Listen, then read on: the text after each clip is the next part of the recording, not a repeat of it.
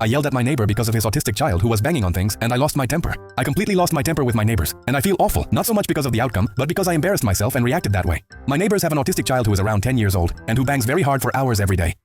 I am talking about up to 12 hours of constant banging, repeating every few hours. A month ago, the glass cover of a lamp fell and broke right next to my cats. A smoke detector also fell because of the constant rhythm of the banging.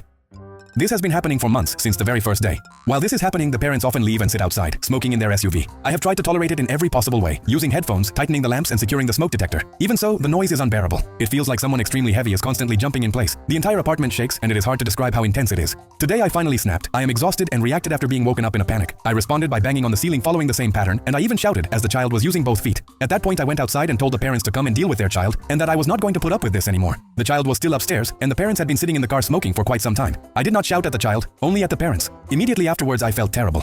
I have never lost my temper like that before or shouted at someone that way. I know this family has many domestic disputes, and they even remove their child's doors, so I imagine things upstairs are chaotic. Still, that is not my concern. According to other neighbors, the police have been there several times. What makes me angriest is the complete lack of responsibility.